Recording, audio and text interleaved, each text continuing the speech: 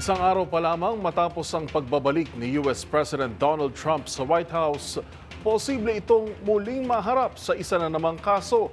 Kaugnay ito ng mga executive order na pinirmahan ng Pangulo na naglalayong paigtingin ang kampanya laban sa iligal na imigrasyon. Yan at iba pang mga napapanahong balita mula sa iba't ibang panig ng mundo.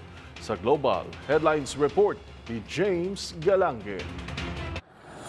Isang araw pa lamang nang maupo sa pwesto si United States President Donald Trump, isang kaso na kaagad ang nais isampa laban sa kanya ng Democratic-leaning state coalition. Ito ay hinggil sa mga executive order na pinirmahan ng Pangulo kontra sa iligal na imigrasyon sa kanilang bansa. Kabilang na riyan ang pagpigil sa otomatikong pagbibigay ng birthright citizenship sa sinumang ipinanganak sa teritoryo ng Amerika. Ayon kay California Attorney General Rob Bonta, isa umanong unconstitutional ang nasabing batas na siyang taliwas sa 14th Amendment ng kanilang konstitusyon.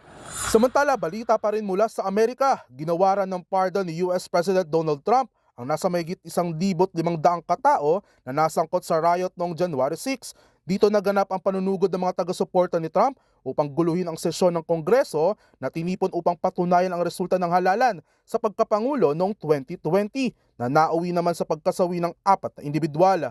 Mahigit 200 na ang napalaya habang patuloy pa rin ang pagproseso sa kaso ng iba pang nagawaran ng pardon.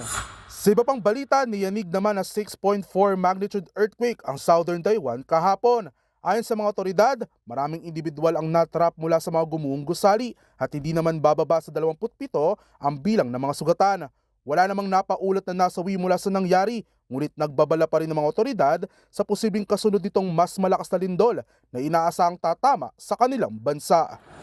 At yan ang mga nakalap nating balita mula sa iba't ibang panig ng mundo. Para sa MBC TV Network News, ito si James Galange ng DZRH TV, una sa Pilipinas, una sa Pilipino.